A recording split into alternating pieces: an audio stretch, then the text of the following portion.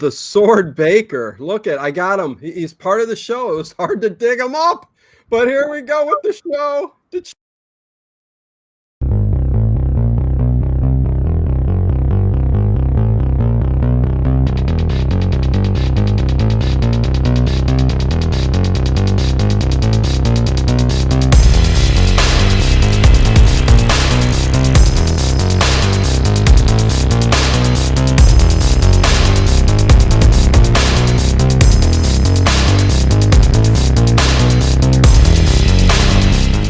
Is it just me? Or is it getting crazier out there? LOL. Hey, it's Dave. What's going on? Hey, has figured out his Halloween costume. Wait, what is it? Cosset me. Yeah, he spelled wrong. He needs his glasses. Wow. Dave was able to get a hold of Harold Swordbaker. This was finally a really good one. It was after fantastic. so many average ones. This was cheese at its, like you said, cheese at its greatest. I loved it. This was good. My God, everybody here. And you know what? I'm going to refer to Harold the Sword Baker, the headless motorcycle guy, as Headless Fonzie. So good.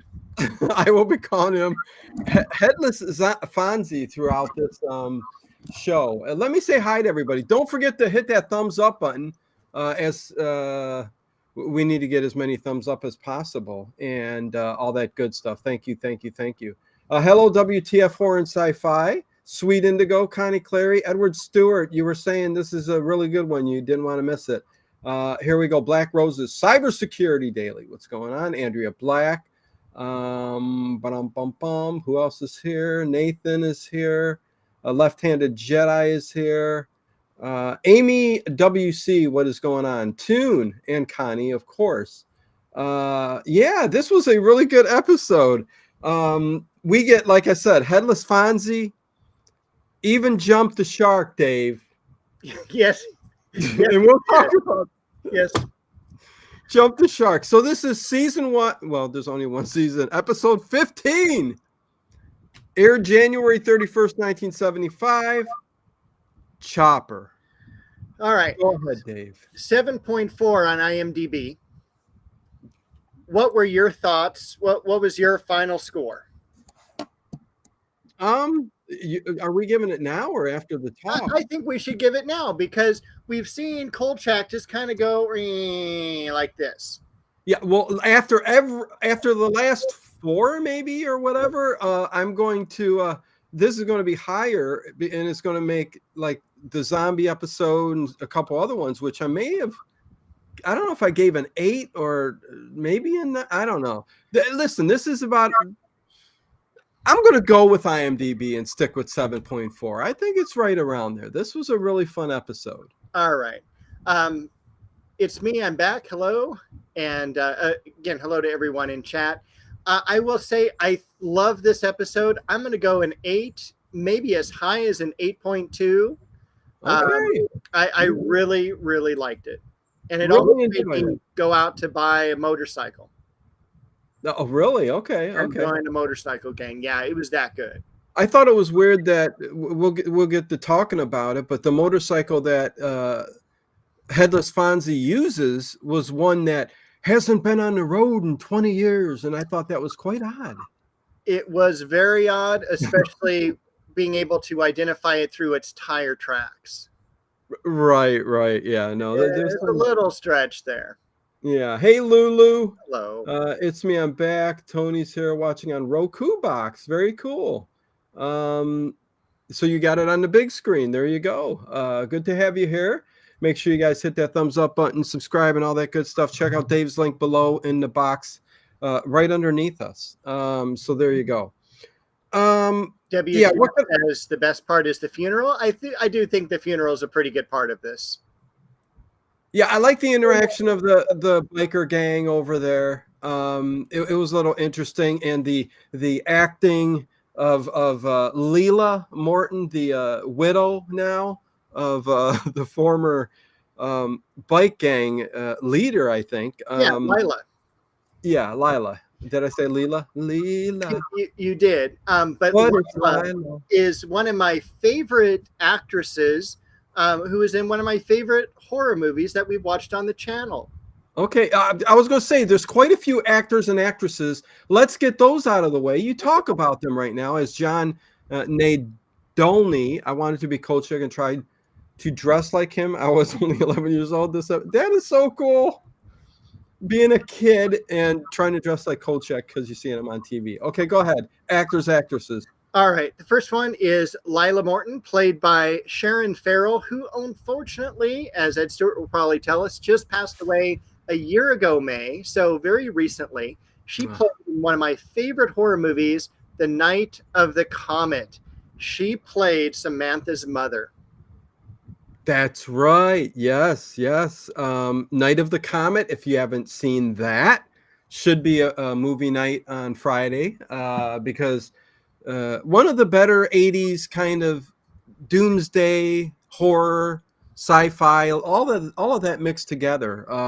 Little bit of cheese. Love the zombie scene in there. That was great. But yes, the mother, and she looks cute in this even. I know we say this every time when we talk about he's a handsome man. Do we got a handsome man in this episode? I don't think we do. Updike isn't going to do it. No, but we do have security guard number 1 who does get scared off.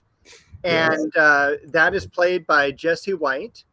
He's played a lot of security guards, I think. He is a perfect security guard or very similar roles. Sweet Indigo. I missed you. Okay, there you go. He was in It's a Mad World. Yes. He was in Seinfeld. He was in Seinfeld. In an episode called The Cadillac.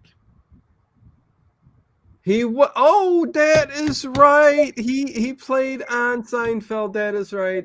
You are correct, sir. One of my embarrassingly favorite movies to watch during the 1980s was, as a young kid in the 80s, The Cat from Outer Space. Oh, yes. He was in that. And one thing I found out, he was in a Hanna-Barbera. He was a Hanna-Barbera voice actor. And there was this program called Devlin, Devlin. Have you ever heard of that? Say that again. Devlin, Devlin. No. I've got it marked because it was for 16 episodes. Okay. And it was basically going to motorcycle shows and solving mysteries along the way. It was a very Scooby-Doo-esque type show that aired in 1974. And this was the first time I had ever heard of that. You know, it's one thing I'm looking forward to when Kolchak does end is what we're going to like. There's so many like things we can tackle, and watch that, nobody's really talking about. So some of these like one seasons and done, it'd be interesting to like see if it's worth talking about. But yeah, speaking of handsome, there you go, Brian. Yeah, we're doing fine. At least I am. Connie remembers it. I remember it, Dave. Okay, very cool. Okay, yeah, let's start talking about. Oh, and who did they say? What's his Backus? Jim Backus, Mr. Howe. Yeah, on Gilligan's Island, plays a motorcycle salesman. Very interesting. There's, I hate to say this. There's something about him I just don't care for. Neither do I. I don't care for him. All right. Yeah. I think he's got that persona, and a lot of times he plays that bad guy or snobby guy, like on Gilligan's Island. Yeah. One more actor I do want to bring up real quick is this guy named Neil. Do you remember who he was in the film? Oh, Steve Franken. Yes. Steve Franken was in one of your favorite movies, The Party. Yes, he was. A young Steve Franken was in The Party with Peter Sellers. Yes, he's got one of those 50s faces, during that period. He's always looked like he came right out of 1950s. Well, yes. I mean, it's older and older and older, but, it is what it is. And he played in a lot of things for sure.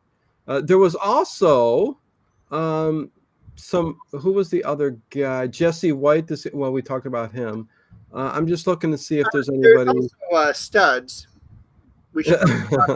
in their younger years, right? Yeah, and Studs was a comedic actor. He also just passed away a couple years ago, but Mhm. he was in a couple of the Police Academy movies, and he was also in a couple of one of my Porky's he was in too.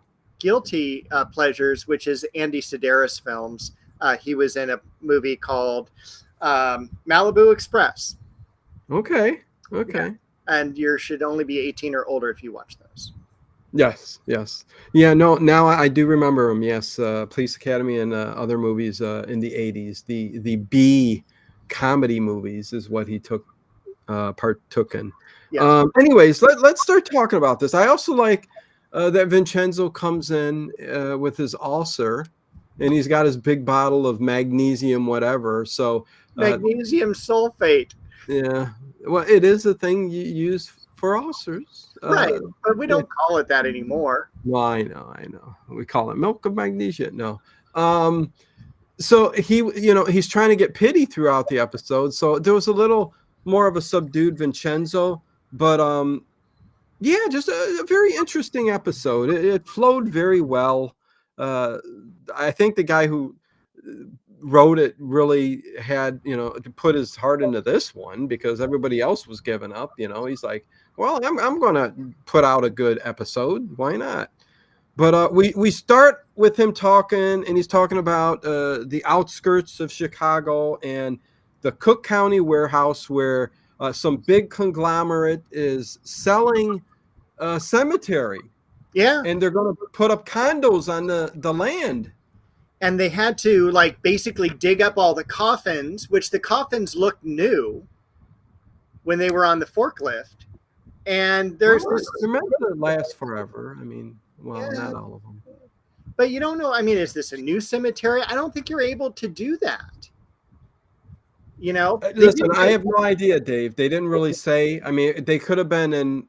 Well, they look like they were dug up. There was dirt on them, right? Oh, yeah, yeah. And they did it in Poltergeist. So there was kind of a throwback or maybe throw forward to Poltergeist there.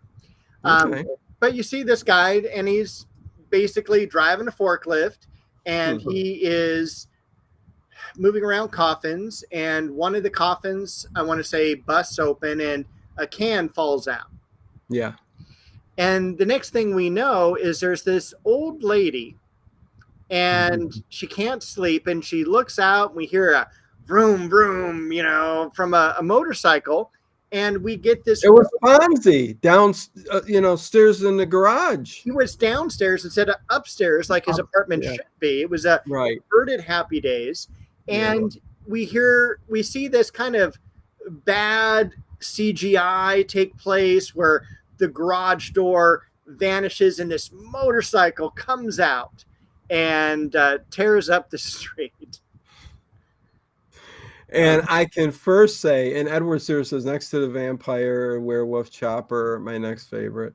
The zombie episode was good too. And Horror in the Heights, I love. Listen, Chopper isn't, I don't know where it would rank. We might need to have a ranking video, Dave, at the end of this. Do a stream where we talk, we rank them. We might as well. We should. But yeah, we all like different things. Chopper, this was a very good episode. Lots of other good ones. But Vampire, definitely. Werewolf. I would put Zombie ahead of that too. Horror in the Heights, maybe a couple other ones. But the one thing that I did find very funny, like you started off the show with I mean, can you get any better with the costume? I mean, it's just the dude put a shirt up there and buttoned it. Riding her, it's just was funny, but I can overlook it. I couldn't, but well, yeah, I get it. But it was so obvious and so I mean, if he got off of that motorcycle, he would be 10 foot tall. He was gigantic, and it seemed like he had his spinal cord still, flapping in the wind. Yeah, listen, it was a jacket on top of the head, so it looked awful, plain and simple. It looked awful, but there was a cheesiness in a comedic way that you laughed at it and went, okay, you know, and you only see, well, you see him 3 or 4 times riding the bicycle because he's got a big sword, like a samurai sword type thing that he's going to lop off the heads of certain victims, which we'll get into the reason behind all of that. But even with the samurai sword, you can see how flimsy it is, like attached to his hand. Like it is like a puppeteer moving that hand with him. Okay, so the storyline's awesome. Headless guy on a chopper coming back for whatever his head, the canister that falls out in the warehouse is going to be there's going to be a head in there. Okay, I don't think I'm giving anything away, as old as this is, but when it came to them all getting together and saying, how much money do we got? How are we going to put together a really cool headless motorcycle guy? You know what I mean? Like the you know, Legend of Sleepy Hollow or something like that. Even he they did that back in the day. It was a little high. So how do you do that without CGI and stuff? So, I mean, it is what it is, I guess. Right. I mean, I agree, but it does make it more on the cheesier side. And we have had a few more people enter the chat. Jeffrey Smith. This was my favorite episode when I was a kid. Even then, it was funny to see the horrible special effects to make the rider appear headless. Yeah. It's most certainly was funny. Yes. And I don't know if they could have done they probably could have done a better job, but they did what they did. Ian Sharp is here. What else did be cool? Yeah, this Late Horror Show family would vote in order, maybe a stream. Yeah, that would be interesting. As we've gone through this entire season, once we get together, I mean, hopefully you guys are watching some of these with us, or you know, something like that. But go ahead, if not, there's a playlist on the channel. Go back to some of these that you weren't able to be here live, and you know, and watch me and Dave be goofy. Yeah, maybe we could also rank them on how many views each of them have gotten. That may be an easy way of doing it. Well, that can be a list, right? That's easy to do, and then the other list could be our feelings, like what do we think are our favorite shows, you know, and then if the audience wants to participate, they can. So yeah, but there's going to be this underlying, I don't know if you would call it, what is it, a curse or some kind of thing they did back in the day with chopping off people's heads. And I didn't know if that was a one-off thing or if it was something that bike gangs did or anything like that, especially in Chicago, you know. Well, I thought when he went to go see the curator for whatever that guillotine exhibit that was coming to town, he kind of went in depth on making a point of something back in the day. I couldn't figure it out, and I didn't want to go back. I was just watching it. He was talking about people cutting off the head of their victim and burying it in a common grave, not in the grave of the person who just died. Behead them and put the head, and thus they come back for revenge as a headless specter or ghost. And he made it seem like it was this ancient thing that was done. Well, but I don't think that the bike gang did that on purpose. I think it was just he was buried with the head, and then the head got separated because of this accident in the warehouse with the forklift. And Kolchak has to then go and find the head, put it back with the body, and then the curse will go away. But while the curse is active, this guy is going to take some retribution on the people who killed him, literally going through the bike gang and their spouses or significant others. Yes, that pretty much that's it. And it doesn't end that way. There is a little twist ending. I'm thinking he's going to get the head, Kolchak, and he's going to put it in the coffin, and therefore it disappears or something like that. But that's not what happens, so stay tuned. Jada, what is going on? Good to see you. I haven't watched these Kolchak episodes, but am curious about them. Well, how many of these have you watched with me and Dave? The curiosity must either have made you watch some of them, or you're just enjoying us talking about them. But so if you guys give a good review, then it will be put on a. Well, yeah, there's plenty. J.O.B. Where you been? Like at least the first half of the season, we gushed over it, right? Oh, yeah. I mean, there were so many, and then the second half of the season there were ups and downs. I think the ring being probably one of the worst, but yes, you got to. But listen, yeah, Headless Fonzie, and he even jumped the shark. Anyways, and when we get to that, we'll talk about it. But yeah, where do we go from here? Go ahead, Dave. Well, so we've got now we're going to go to a cab station where this guy is bringing in the cab into the day. Taxi dispatch. It was the taxi dispatch. I expected to see Danny DeVito, and he wasn't there. But Riga 246. That was a bad Danny DeVito. That was. Whatever. Yeah. I wasn't trying to do a Danny DeVito. By the way, did you see my Nosferatu here? Is that cool or what, Dave? That is very cool. Look how detailed the shadow's sitting off of there. Are you looking forward to the film coming out this year? I am, very much so. Okay. There's also the what was that? Journey of the Black Demeter, or the Voyage of the Black Demeter, which was basically Dracula, Nosferatu, whatever, coming over on the ship, and I think he looks somewhat like Nosferatu as he's. But I haven't seen that movie. It's got bad talk, right? So, but I'm sure I'll eventually see it. But yeah. Anyways, so we're at taxi dispatch, and Riga.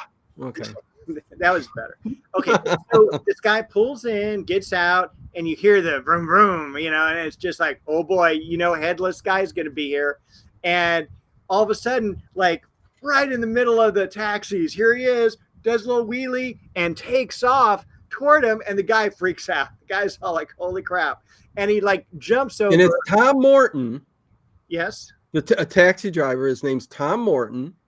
And he used to be, and we find this out in a few minutes, he used to be an ex-gang leader, motorcycle gang leader, and he played a part in all of this. That's why Harold the Sword Baker, who is actually 20 years prior, the leader of that motorcycle gang, who is now the headless motorcycle, the biker, whatever.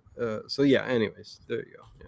But I would have loved to have been the stunt people on this, because I would love to throw myself on top of all these taxis and down in between them, which seemed like it would be pretty easy to get away from a headless bicyclist, because he's like can only go on the road, and like I can hide underneath a taxi.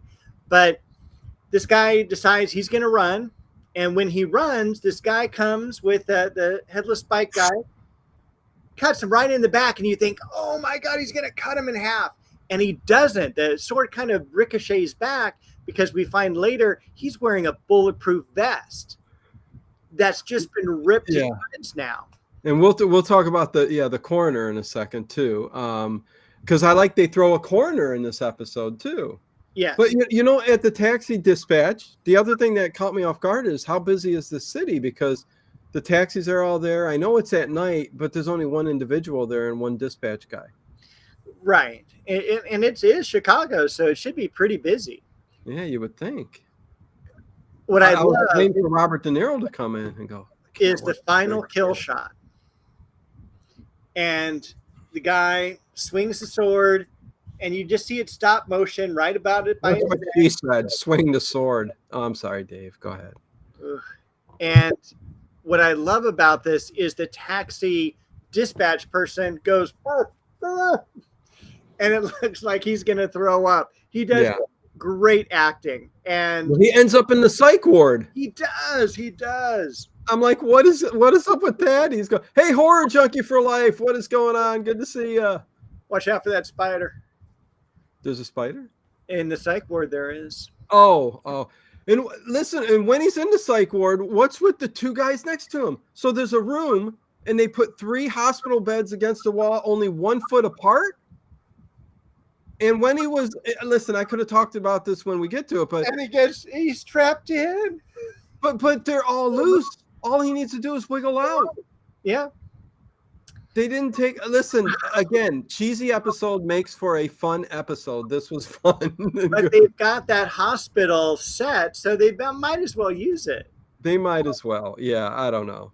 But yeah, it's all dead there, and yeah, the dispatch ends up in the psych ward because everybody thinks he's a loony. But actually, when he's laying in there, he's talking very well to Kolchak.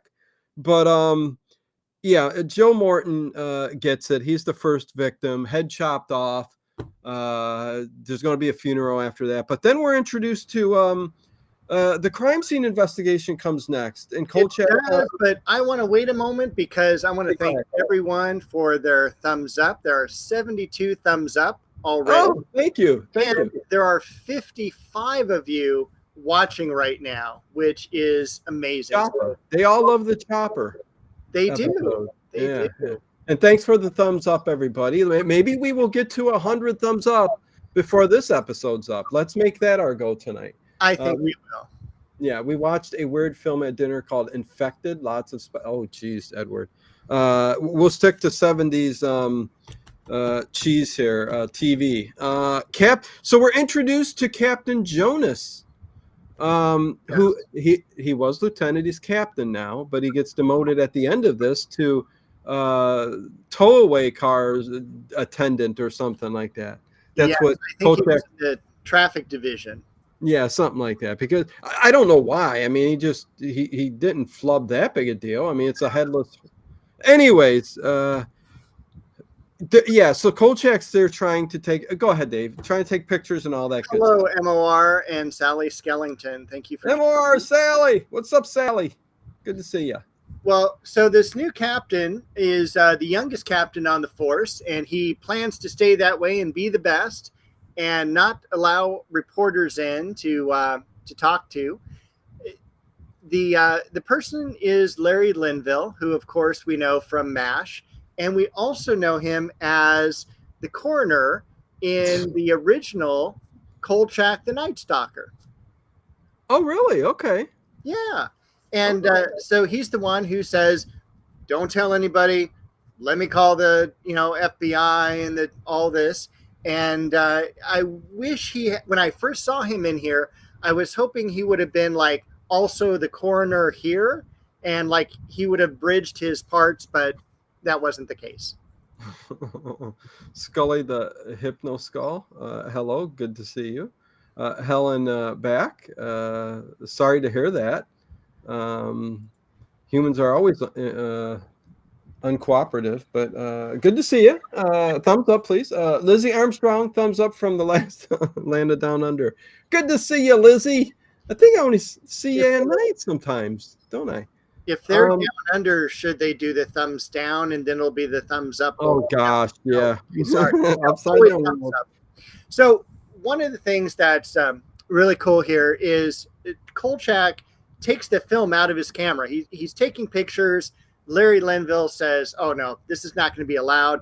He starts to see him come out to basically take his camera, and he takes the film out of the camera, pockets it, and then Larry Linville asks him, "Hey, open up the camera," and the guy's all, "Oh, I forgot to load it." It happens more and more the older I get. There's a couple times in this where he puts one over on the captain, and I think it's so hilarious. Can't wait to talk about the next one coming up because Now, also Hey Overkill with an O. In this part of the show, his car gets towed. And he goes running after the car. And I don't know if you noticed it, but when he runs alongside of the car, there's another car coming at him. And I swear he was within a foot of getting hit. Oh, I didn't notice that. Oh, no. It was like I had written it down saying, was that by accident or was that, meant to be? Well, one thing I did notice when he was talking to the captain there, he is everybody, freedom of the press, Constitution 1 and 4, right? Freedom of speech and freedom of press. Yep. So I mean, technically, if it's funny how the police had so much more authority back then, and now, it's everybody will stand in front of their faces. Anyways, but I don't want to get into that. But yeah, towed the Kolchak's car. He's got to go get that. Then we're introduced to Neil, like you said, Steve Franken, the coroner, and tells him about basically he's bribing him. He's giving him money, and I like how he says, I can put you through school or whatever. University. He calls it a scholarship fund. Yeah, but he seems a little too old to be going to university. But well, it was for his son. Oh, there you go. Yeah.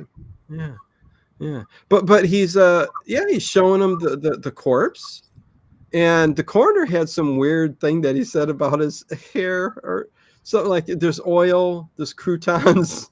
It was add the croutons. Yeah. Oh my God, that was so icky. Anyways, icky's a 50s term. You know that, Dave? Well, that's really neat. One of the things, we've talked about in our episodes is that we would, if we were billionaire people, we would love to have some of these sets. I don't think I would want a morgue set as part of my... No. I wouldn't want that either. No, that's not good. Yeah, this is something that, we see in a lot of the Kolchak films and shows. We don't have Gordy the Ghoul in this one. I would have loved for him to have been there as well.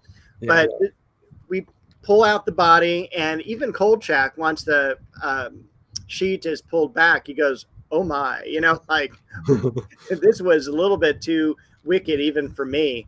Yeah. And he also shows him the bulletproof vest that was attacked. And he also at this point mentions that a sword... I don't think so, Hoss. He didn't have no hair, right? I mean, he couldn't go to hairdresser school. I mean, well, he could fluff wigs, or something. But he was showing him the bulletproof vest and how it sliced through there. So, and he also said, I mean, that this biker guy he's also got superhuman strength and all that. Because what are you doing? You putting creamer in your coffee? Water. Just water. Oh. And I wanted to respond back to Horror Junkie for Life. You needed to see the very beginning of our episode together. Oh, yeah. Dave was had on a special guest. He had Harold the a sword baker. And then we went to the intro. So, yeah, that's what happened. I just got this and Columbo on Blu-ray. Had bad times to check. Yeah, there you go. Check them out. Fluff wigs. Harry Scott. Hi, Boy Donuts to you, my friend. Good to see you. So this is where he ends up going to the Jim Backus, motorcycle salesman. Take it from there, Dave. Well, unless I missed something. No. What's going on at the morgue? There wasn't. I did not buy Jim Backus as a motorcycle salesman. He was just an odd, weird, small role for him. It was, but it was kind of like that Dick Van Patten role that we saw, or the guy who was on the zombie episode. You got me. Damn hippies. He was that guy on Silver Streak. Listen, yeah. Every now and then we get these guys like Jim Backus here who just play a tiny little role. Scatman Crothers. There you go, Scatman Crothers. Yeah. So these people are coming back playing bit roles. I'm sure just getting a paycheck, and Jim Backus is beautiful motorcycle, sales floor and everything, but he's wearing like this yellow turtleneck or green turtleneck. He's got a pinstripe suit on, and he's just walking around. His hair's all nice and everything. He's not a motorcycle guy, but he's trying to sell Kolchak on a motorcycle. Kolchak's not going to buy one. He just wants to ask him about these tire tracks that he took that were through the blood of the victim. Yeah. And the guy's all, that belongs to a Matsuda, motorcycle, and they haven't made those in 20 years. Mm-hmm. And then he does this weird flashback where he was in World War II, and it's just like, Yeah, no, I hear it. Black Roses, the Lego morgue needs small barrels filled with trioxin 245.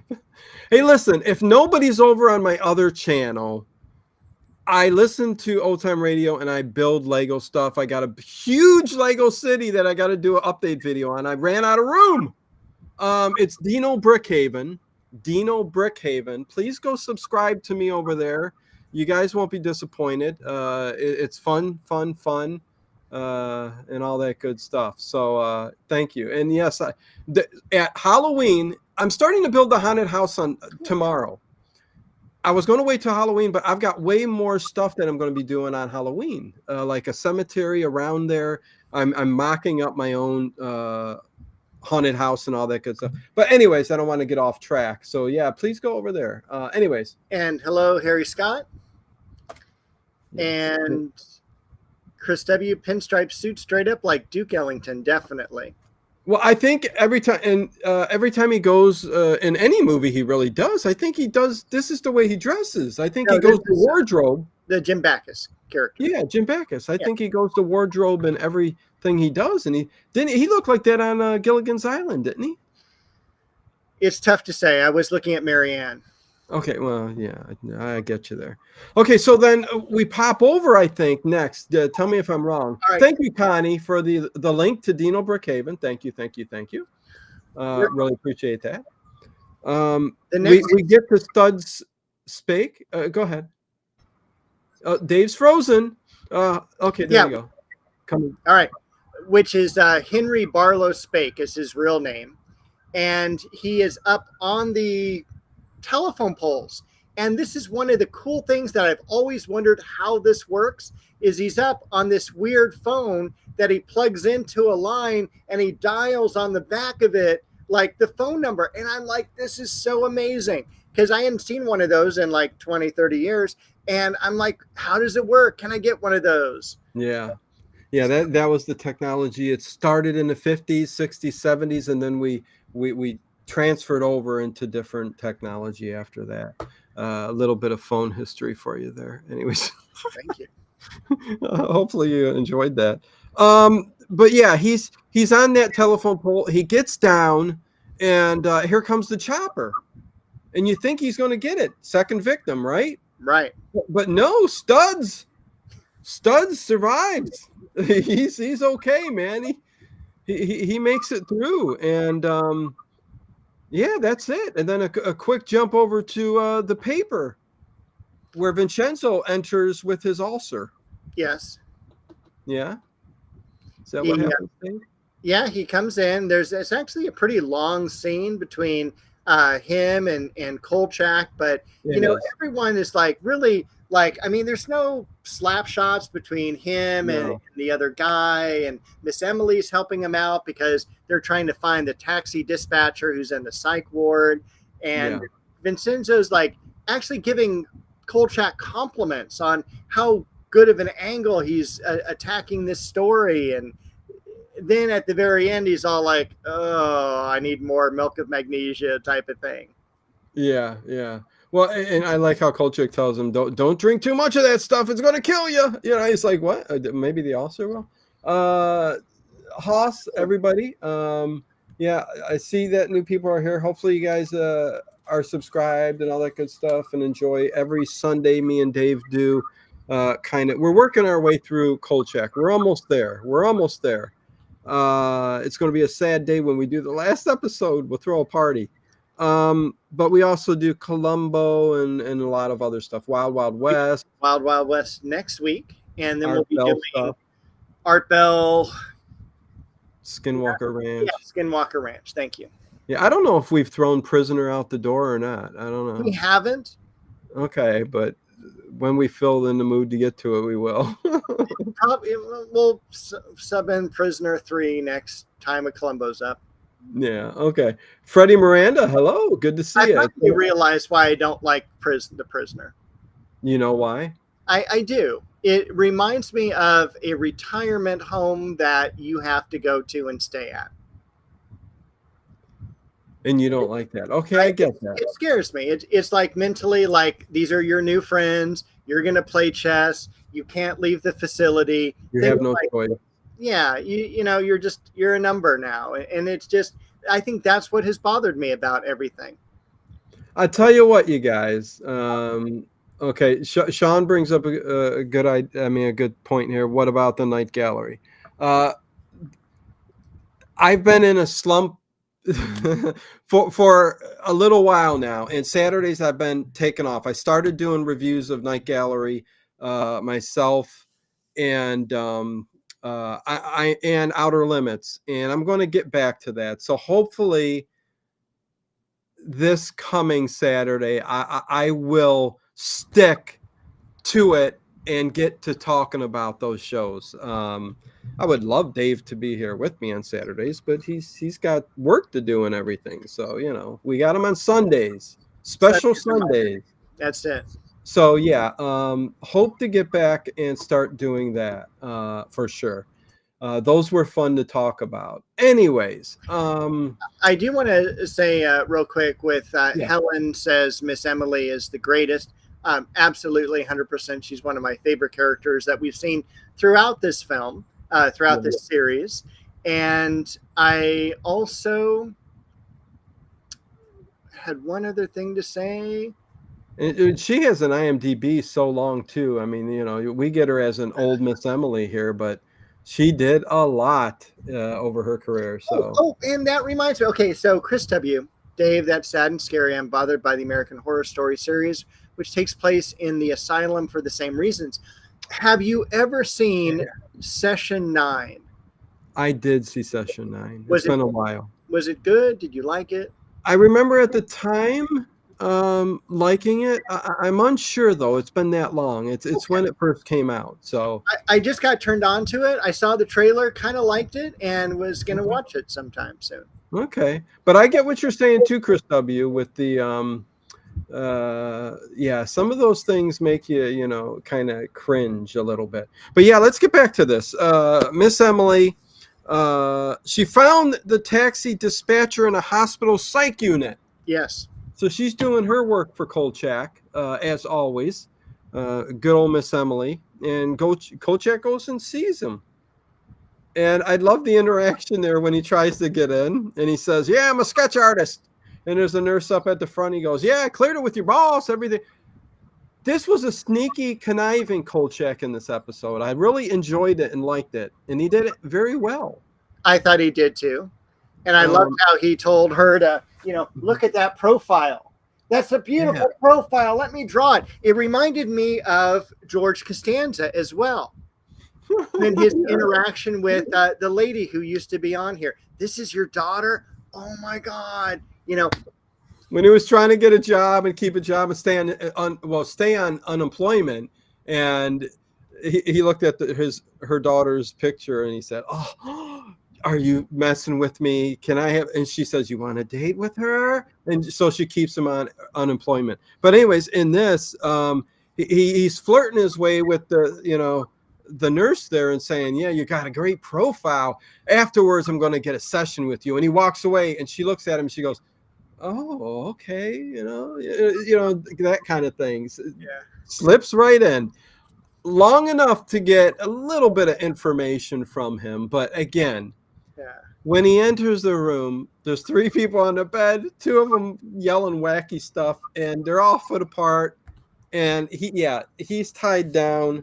What was his name? They said, I don't think it really matters too much. I didn't write it down. But the taxi dispatch person was Frank. Okay, so but he's tied down to the bed and the straps are just loose. I don't know if production crew didn't come in and tighten it up, but it was just loose. I'm like, he could just slide right out of there. What is going on? You know what I mean? It was like a rehearsal, and he said, "Just don't keep it tight. We're just going over our lines." So funny. And even in that scene, you could see the microphone down. I love in a lot of the 70s TV shows, the good ones too. Oh, yeah. You would always get the mic, and at the last second, they bring it up and they just kept it. They're like, "Oh, well, if we cut this scene, then we're cutting a good part of what, we need that. So just keep the mic in." You know what I mean? So it's kind of funny. One take one. But go ahead. Dave. I said, George, give me a Big Mac. Oh God. Um, Yeah, listen. Yeah, that was a funny episode. a couple of things in the chat here. Let me go back to it. Sean says session 9 and awesome is awesome because that's my dad's line of work, and he's done hospitals and spooky places. I think that's cool, and I think that was the main one I wanted to touch on. Okay. Yeah. Keeping someone on an unemployment. And we're over 85 thumbs up, so we are going to hit that 100 maybe by the top of the hour. Yeah, we should. Hey, if you haven't hit that thumbs up yet, please do. Let's try to get to 100 in 15 minutes. Let's try to do that. Chris W says keeping someone on unemployment for the dates and love. That's exactly it. I always wanted to hire a painter to make some night gallery. Yeah, that would be cool. Dreadfully creepy. Okay, anyways, back to the episode. Yeah, so he's at the hospital, the psych unit, which I still don't understand why he's tied down in a psych unit. I mean, he wasn't that crazy, but it's part of the show. Then we're introduced to, we're back to Joe Morton. We're back to the captain, and this is the part where he's being very like, hey, have you heard about so and so? And trick, where he tricks him. Yes. So in detail when he goes into the office, talk about it a little bit, like how he tricks him to get what he wants. Yeah, well, he basically throws out a fake name, and Larry Linville is all like, we don't know anything about that, person, and is like, oh well, he's part of this big, Kellogg's family, and he's going to get all this money. He's all a bike rider, a millionaire. Yeah, and he goes, you're telling me this bike rider who lives at this address, who was the head of this, bike gang, and he just starts spilling all this information back to Kolchak, and he does it like literally 3 times. Hola, hey Kiowa, good to see ya. Good to have you. Yeah, wow. He's really working him up as this person who's got money, and the captain's falling for it. Oh yeah. And the captain's going, no, he's a criminal. This guy would, what are you talking about? Look at 20 years ago, he was committing crimes, stuff like that. How are you telling me this? And then he starts going into information, like you were saying, talking about everybody that's surrounded in the case. He goes, no, this person, that person, relatives. And, Kolchak's writing all this down. He goes, oh, really? So funny, Dave. He just put one over on this captain. I loved it. He does. And then we go over to a portion of the Haunted Mansion ride at Disneyland, which is the funeral set. And in the back room, Kolchak's coming in, the bike gang, now studs and everything, all dressed up in their biker gear and like little swastika type symbols on it. So it's like they're supposed to be super evil. And they run into Kolchak, and Kolchak goes, I'm a documentary filmmaker, and maybe you've seen some of my works. And the guys are all like, we're not falling for this. And one of the guys, it was very funny. Yeah, go ahead. It was, and one of the guys, I swear, looked like Charles Manson. But he was much shorter, and he was kind of that front person. And Lila Morton, the cab driver's wife, is at the coffin, and she's all shh.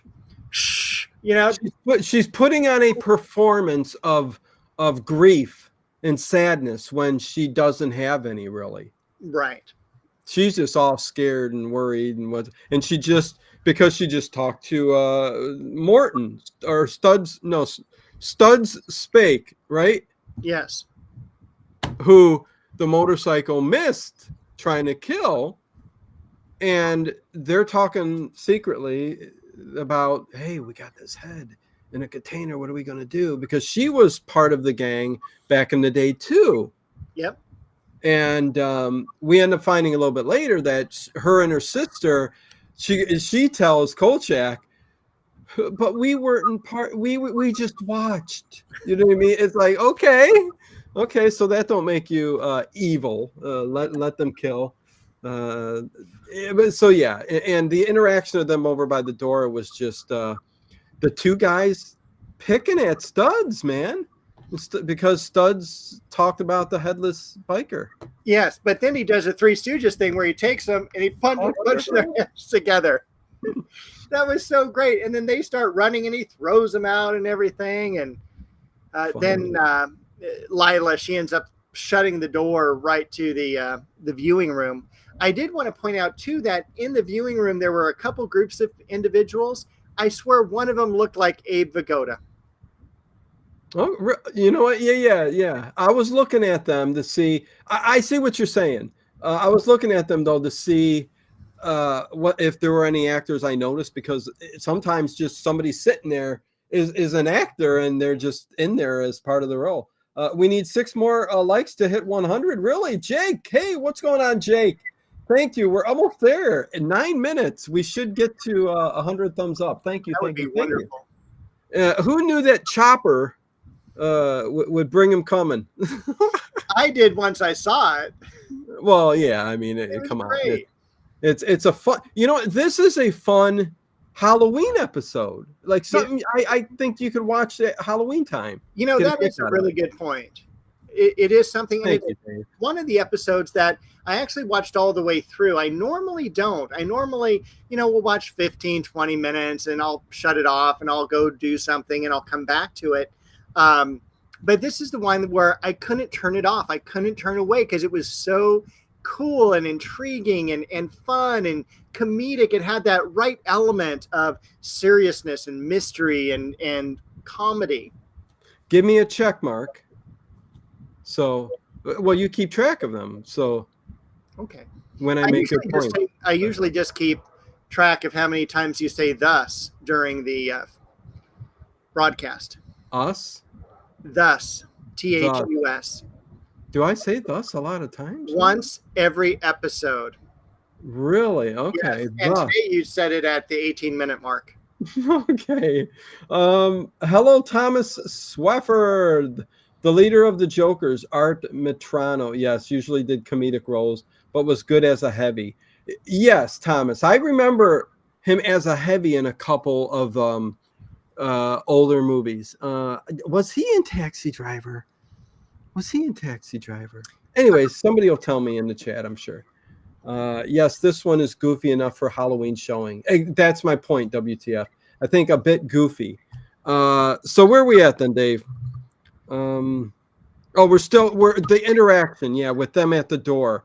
And he's telling them I'm making a documentary, all that good stuff. And just trying to get information on him. But he's scared too. So he is scared and he runs away. And when Kolchak is talking with Lila, they mention like Morton's love of Buddy Holly.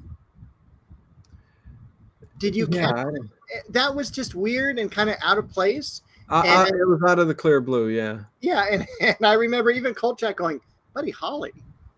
Amy, see, are you starting from the beginning? Amy's like Headless Fonzie. Oh my God.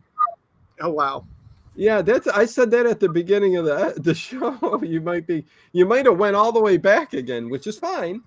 But yeah, this is Headless Fonzie. We haven't gotten to the point yet where he jumps over the shark or the sheriff's car, whatever. So yeah, there's that. And he pretty much split from there. Go ahead. Yeah, but Layla is also, I think, very much faking her sadness because she is scared. She's got a weird also corsage of orchids on her lapel. Hey, Miss Me. Hello. Love Kojak. Good to have you here. Yes, Kolchak has been great. Second half season, little ups and downs, but anyways. But I'm not as worried about the last 5 episodes now that this one was good. Yeah, I don't know. We shall see. I take them one at a time as they come.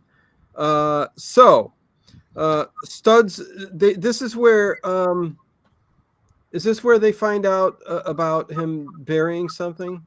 Does he talk to Lila about that? Yes, he does. So Okay. we kind of start to get the pieces of the puzzle finally coming together, and it brings Kolchak back to the warehouse where all the bodies are stored. And this was also a creepy place because wherever you were stored was by your last name. So The you would Cook have, County warehouse. Yes. yeah, you would have the coffins lined up, a tarp over the coffins, and then you would have like the G's, green, garment, things like that, that would be listed of who you were. And Yeah, and Hoss, deserved another season. Well, if you know anything about Kolchak, and me and Dave have talked about it a lot, especially during the early parts. But go ahead, Dave. And I was going to say, before anyone says it, we already know that Kolchak inspired the X-Files. Yes, that's common sense. Yeah, well, in this circle of Kolchak, but we've talked about that plenty. Hoss, we've done 14 other discussions from episode 1 through this episode 15. So please go back and watch them. They're fun. Me and Dave just going along talking. Lots of good information a lot of times. So yeah. And Haas just brought up Maytag. I think that was it. The guy was the Maytag repairman. Okay. The guy who what's his name? One moment, please. Yes. The security guard, Jesse White. Oh, he was the Maytag repair. That's right. Yes. Okay. That's why it looks so familiar. And again, he's the security guard drinking. Where you know what's going to happen. Kolchak's looking around the warehouse, and all of a sudden, here comes Stud Skates, and he's got his flashlight, and he's looking for the canister. Studs broke into the warehouse. We see that broken lock at the beginning, and the bike out front, sitting out there. So yes. yeah. And Studs is looking around, and he knocks over a pallet, but then all of a sudden that makes the security guard go, holy moly, someone's here, calls the police, and he comes out, and he's one of those great people who's just, he's got the shaking gun and everything like that. But all of a sudden, broom, broom, we've got the headless biker again. Yep. It's Harold the Sword Baker, headless biker guy, headless Fonzie, driving through, going after Studs, and this time he's going to get him. It also reminded me of the warehouse in the Horror in the Heights episode, where they were like meeting to play, poker or whatever, and they're not supposed to because it's Sunday and everything, so they're like hiding from their wives. I'm sorry, I just saw the jumping the police car. Okay. You're watching it as we're going. Yeah. Gotcha. This series is, let's see, 2 more peeps, 2 more thumbs up, and we hit 100. This series is an example of everyone wanting to do it, but no one really knowing how to do it, and Star getting very frustrated. Yes, pretty much, and that's why they decided to just end it. And there were a lot more things involved. Me and Dave talked about, like, it was supposed to be a movie, technically, a 3rd movie, and lots of other stuff. Go back and watch it.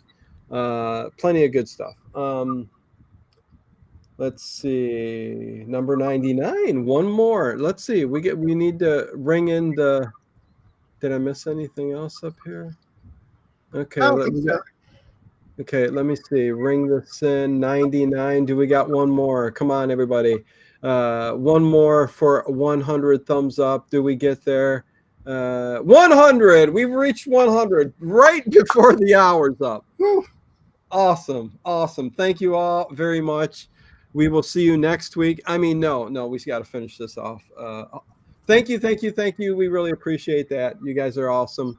100 thumbs up. It's been a while for a Kolchak stream to get one so quickly. What's the record again, Dave? 6 minutes. 6 minutes. And that's on the Devil's platform. the devil's platform of all episodes. 102, wreck the place. Thank you, Edward. Yes, wreck the place. Okay, so that's what ends up happening right there. He shows up. Fonzie on the bike shows up, chops his head off. He doesn't jump the cars here, does he? No, that's later. No, he jumps it right here. So okay, there's a couple like medieval knights, they're doing their little jousting thing. Yeah. And there's one great shot where the guy swings the sword and it cuts through some cardboard boxes like really swiftly. Yeah.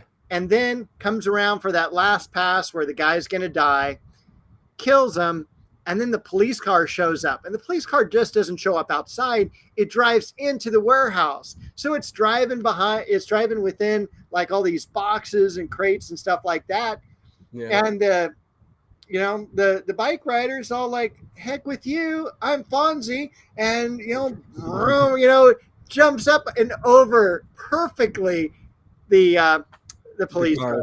Just classic. Listen, when that happened, Dave, I literally lost it because I'm like going, it's just because I was thinking Headless Fonzie at the start of this show. And then when he jumped that, I'm like going, 100% he's jumping the sharks. That's so funny. And we did the whole episode with your cup out of frame. This is so crazy. I don't know why. Okay, well, it is what it is. And then we're back at the paper. With this great food spread. Vincenzo is looking out the glass like a little puppy dog because he's got his ulcer and he can't eat nothing. And Miss Emily and Updike are sitting at their desk eating, and he's just looking. Oh, there's salami, there's ham, there's cheeses all cut up in those little. Kolchak's got a big burger. Oh yeah. Oh, that was so good. So good. Yeah. I was thinking of like fried onions on there, some good old barbecue sauce. Yeah, oh yeah, it was good. Wait, what? I don't like barbecue sauce on hamburger. Well, actually, I was going to say teriyaki. There's a teriyaki. Pampered Chef has a teriyaki barbecue sauce. Yeah, everybody on the channel, I think, might know about my sauce addiction. Sweet and sour, maple, whatever it is. If there's never enough sauce, I need a shirt like that. That says not enough, never enough sauce. Anyways, that was good. And he brings over, he's stealing books and information. Oh, go ahead, Dave. All right, we're gonna have hamburger talk for just a moment. Okay. Because there is a place by me that is like, it has a maple glazed sauce on their hamburgers. Yes. So it is a treat. It is a gift from God to go there. Even their fries are good. Their fries, they give them in a little cup and they're all upright instead of on the side. They're salted perfectly. It's by the beach. And then it's just this maple wood type of sauce on the burger that's cooked to order. Yeah, it's $15-17, but oh my God, it's good. Yeah. No, people have talked about us having a cooking episode every now and then. And, you get me thinking of sweet potato fries, put them in the air fryer. I make a homemade because I found out that like there's this creamy maple dipping sauce for sweet potato fries everywhere. So I decided just mayonnaise with 100% pure dark amber maple syrup, mix it together, really good. Oh, it is heaven. It is heaven. I love it. So good, Dave. Oh my God. And another thing, waffles with chicken on it with the caramelized bacon on top, and then you pour maple syrup on it. I'm all for that. Oh boy. Okay, now back to Kolchak. All right. And the reign of terror.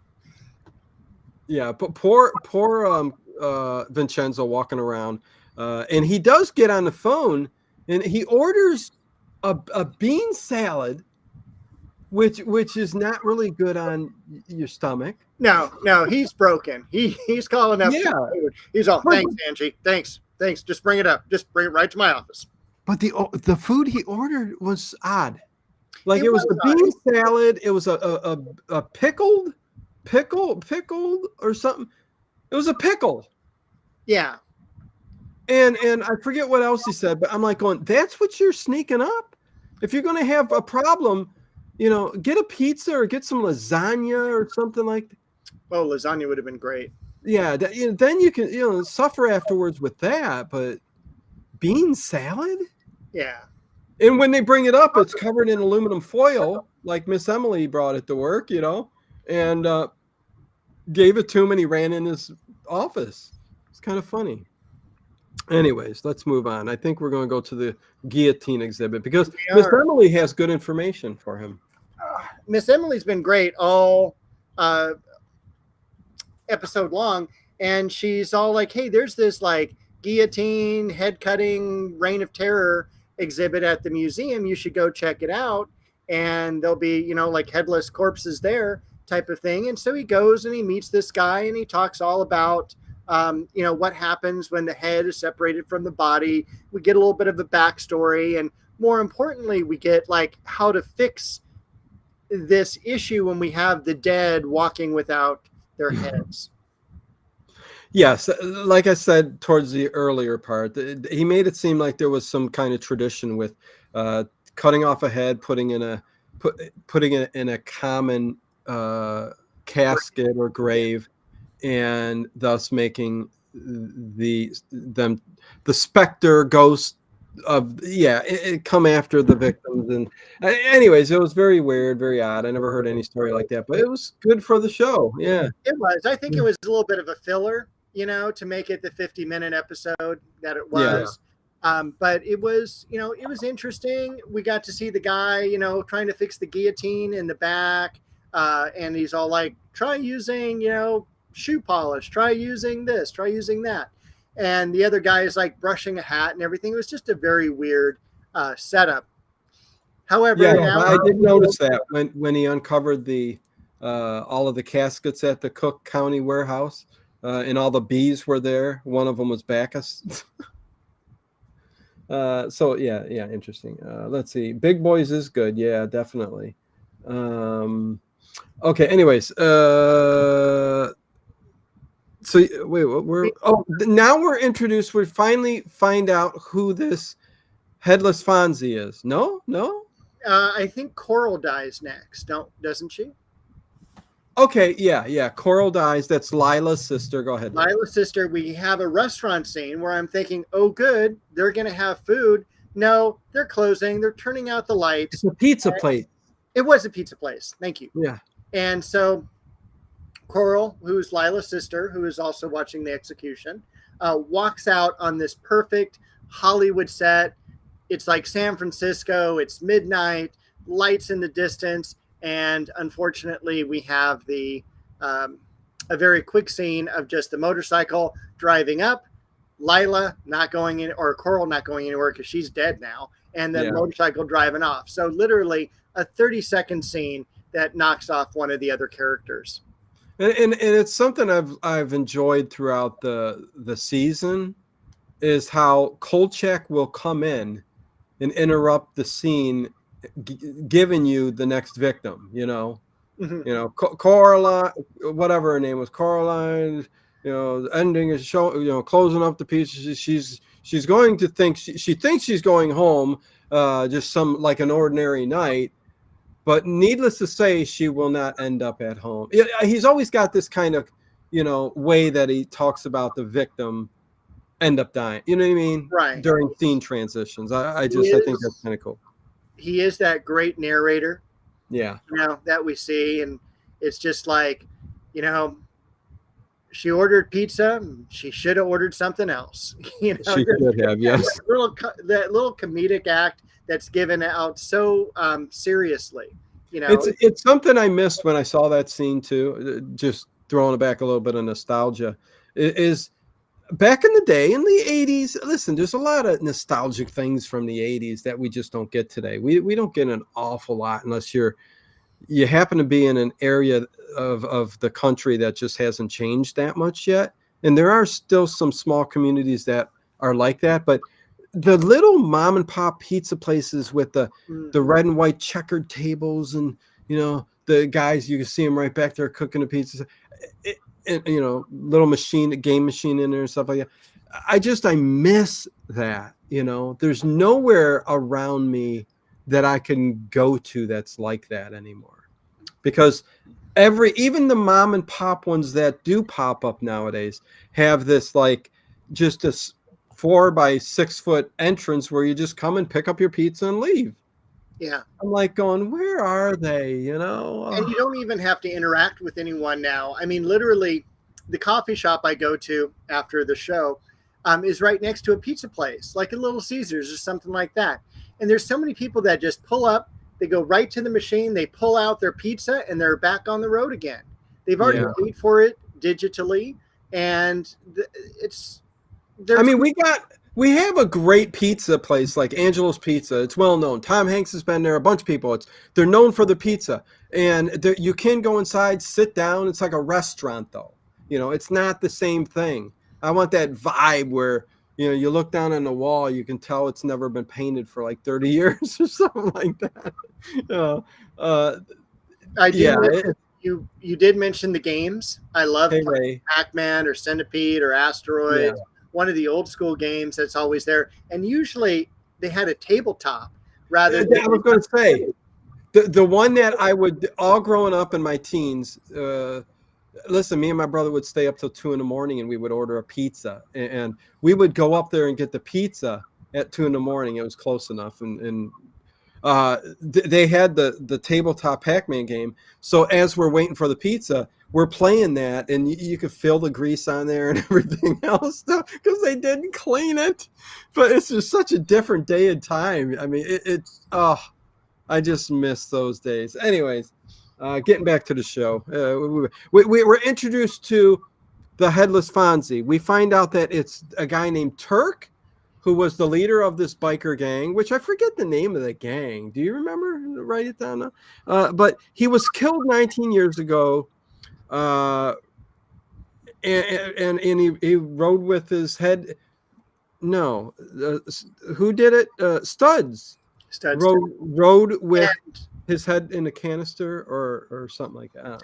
I don't remember that so much. I might have mixed it up. Anyways, but Kolchak shows up to Lila's house, and Lila is packing because Lila's leaving because Lila plans to stay alive. And again, one of the more sensible characters in this entire episode, where she's just like, I know who it is. I got to go. Kolchak shows up, but then also the captain shows up right after Kolchak does. Yeah. And it seems like they know who it is as well. They said the Jokers was the gang. Okay, I take your word. Yeah, that sounds right. Yes. Okay. Thank you, Thomas. Yeah. Okay. Yeah. Everybody's agreeing. I mean, they miss all the small hometown. Of course, we all do, right? That's why we watch Travel Channel for those small little places that. Let me tell you this: we still have. It's about 15 miles away. We still have a skate place where you can go that has wood floors. Oh, nice. Okay. There is actually one around here too. So there is one of those, and they do kind of have the old school, like where you can go up to the counter and get a hamburger and hot dog and stuff like that. So there is that, which is kind of cool. But man, because it's one of a kind around here, you go there on Friday, Saturday, it is so packed with kids that it's just it's not fun to be there. Right. Let me just say, unfortunately. But anyways, Kolchak returns to we're at the end here. We're getting to the end here. And Kolchak basically returns to that warehouse because he knows what's up. The canister with the head is there. Yeah. The first thing he does is he starts looking for the caskets, right, Dave? He does, but we're also greeted with a different security guard. One who's, I think, who's bribed him to do something. I don't know. He was on the phone and he said, listen, I know you paid me well to let you know when, I guess that guy comes again or something like that, or something happens again.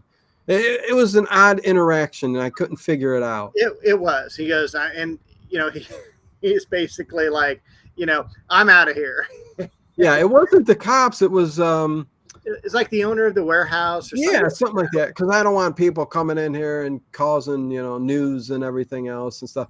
But Kolchak comes in and he's looking. He uncovers the caskets and he sees that they're all named, and the bees, So and the killer being Harold Baker, Harold the Sword Baker. Baker, and he goes to his casket, and the casket's empty. Yeah. So we know also that he is the headless person. The head is missing, and we know the head has got to be somewhere here in the warehouse. And Kolchak looks around. There's all these 50-gallon like oil drums, things like that.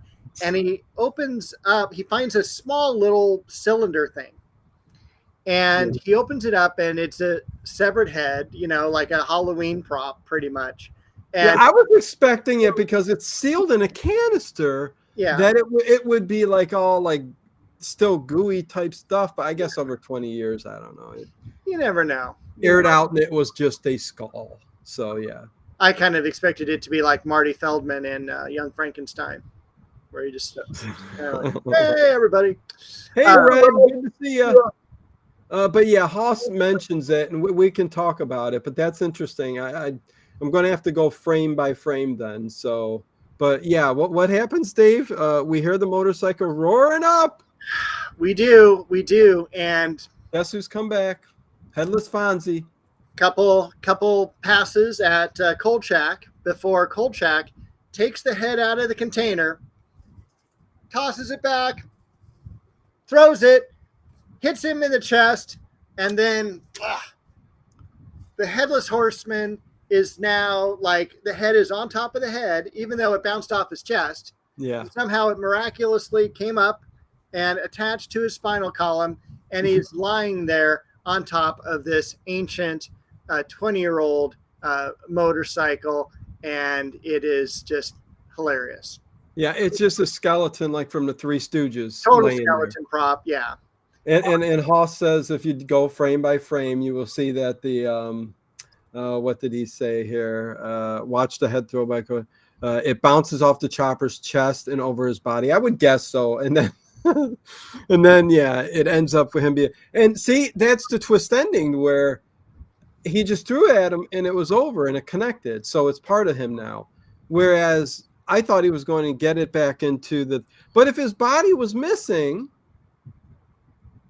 then how that wouldn't have worked. So because the body is on the motorcycle, but right, how did it get out of the casket? Maybe during the moving. That would have been cool to see, right? Like a vampire, like that would have been cool. Yeah, but we didn't get that. So that's it. I mean, that's the ending. And I thought this was a Halloween special, Kolchak episode. It just had that kind of vibe, that fun kind of vibe. And it was a smooth episode. Yeah. And there were things in it that were just interesting enough, like, Kolchak tricking the captain, the cheesiness of Headless Fonzie. When he jumped those cars, it just made it. I wanted him to stop in midair and say, well, that Harold Baker guy seems to be wanting to prove himself. But you know what I'm saying? Like Dukes of Hazzard, bring a little Dukes of Hazzard in here too.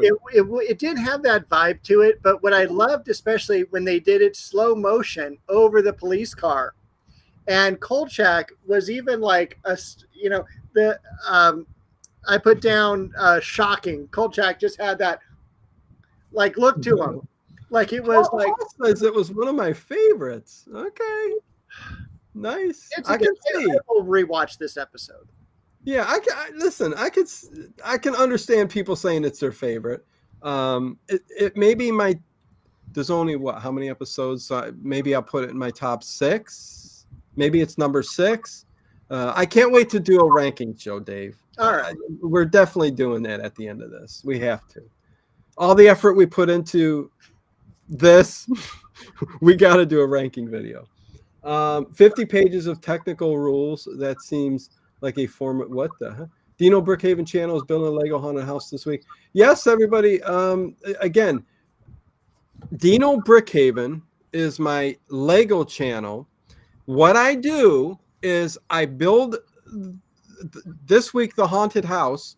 I got a camera showing 2 different angles, and I do play old time radio while I'm talking, while I'm showing what I'm doing, while I'm putting it together. So you get to see the process of me putting it together, the interesting pieces, as I listen to some old time radio and as I chat with everybody who's in the chat. So Harry's always there, Chris is there, and a few others. So, and Connie and Kiss.